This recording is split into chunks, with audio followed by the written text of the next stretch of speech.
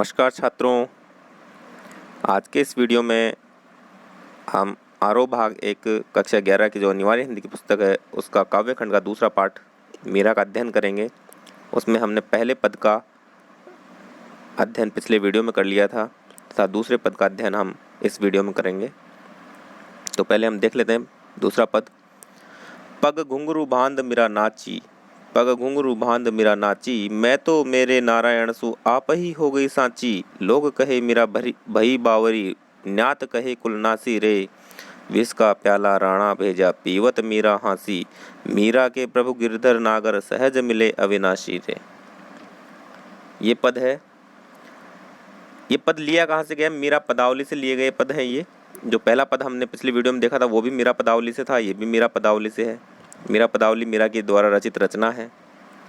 पग का अर्थ है पैर। मीरा इस पद में कृष्ण प्रेम की दृढ़ता को व्यक्त करती है तथा जो सांसारिक ताने उसे मिलते हैं, जो लोगों के द्वारा जो ताने सुनने को उसे मिलते हैं, इन बातों का वर्णन यहाँ पर इस पद में किया गया है। मीराबाई कहती है कि वह पैरों में घुंघरू बांधकर कृष्ण के सामने नाचने लगी है। पग घुंघरू बांध मीरा नाची, कि वह पैरों में घुंघरू बांधकर कृष्ण के सामने नाचने लगी है। मैं तो मेरे नारायण सु आप ही हो गई सच्ची। आप ही मतलब स्वयं ही, खुद ही। साची मतलब सच्ची हो गई। नारायण मतलब ईश्वर। ईश्वर यहाँ पर कौन है? कृष्ण। मीरा कहती कि इस कार्य से, कौन से कार्य से? इस नाचने वाले कार्य से, कि मैं अपने पैरों में घुंघरू बांधकर कृष्ण के सामने नाचने लगी हूँ। मेरे इस कार्य से यह बात तो सच हो गई है, आप ही होगी सच। ये बात तो अपने आप ही सच साबित हो गई है कि मैं किसकी हूँ? मेरे नारायण की हूँ। मैं तो मेरे नारायण की हूँ और किसी की नहीं हूँ। लोग कहे भई मीरा भई बावरी, न्यात कहे कुलनासी रे। न्यात का अर्थ है परिवार के लोग। कुलनासी का मतलब होता है कुल का नाश करने वाली। भई मतलब हुई, बावरी मतलब बावड़ी या पागल। उसके इस आचरण के कारण से लोग उसे क्या कहते हैं? पागल कहते हैं। कौन से आचरण कारण से? कि वो कृष्ण के सामने घुंघरू बांधकर उसके मंदिर में जाकर डांस करती है, नाचती है। इस आचरण से उसके लोग, आसपास के जो लोग हैं, परिवार के जो लोग हैं, वो क्या कहते हैं? कि मीरा भई बावरी, मीरा बावड़ी हो गई, अर्थात मीरा पागल हो गई, तभी वो ऐसी हरकतें कर रही है। न्यात कहे कुलनासी, और न्यात मतलब परिवार के लोग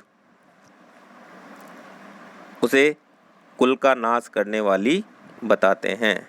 परिवार या बिरादरी के लोग कहते हैं कि वह तो कुल का नाश करने वाली है। विष का प्याला राणा भेजा, पीवत मीरा हांसी रे। अब मीरा क्या है? विवाहिता है, ससुराल में रहती है।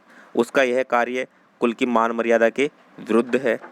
जो कृष्ण के सामने वो नाचने लगती है, ये कार्य उसका समाज के या उसके परिवार की मान मर्यादा के विरुद्ध है।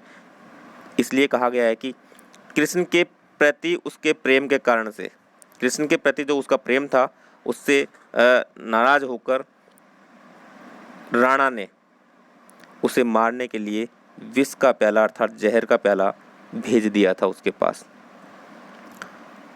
लेकिन पीवत मीरा हांसी रे, लेकिन मीरा उस प्याले को हंसते हुए पी लेती है। पीते पीते ही मीरा हंसने लगती है, क्योंकि मीरा कृष्ण की भक्ति करती थी, सच्चे मन से करती थी। और जब कोई सच्चे मन से ईश्वर की भक्ति करता है तो ईश्वर भी उसे बचा लेता है। मीरा के प्रभु गिरधर नागर, सहज मिले अविनाशी रे। मीरा कहती है कि उसके प्रभु गिरधर चतुर हैं। गिरधर मतलब गिरि को धारण करने वाले, पर्वत को उठाने वाले, वो चतुर प्रभु हैं। सहज मिले अविनाशी, मुझे सहज ही उनके दर्शन हो गए। उनके मतलब उस अविनाशी के, अविनाशी मतलब अमर, जिसका कभी विनाश नहीं होता, उस अविनाशी के दर्शन हो गए हैं। कुछ विशेष की जो बातें होती है व्याख्या में हम करते हैं, उस विशेष की बातें देख लीजिए। यहाँ पर कृष्ण के प्रति मीरा का अटूट प्रेम व्यक्त हुआ है।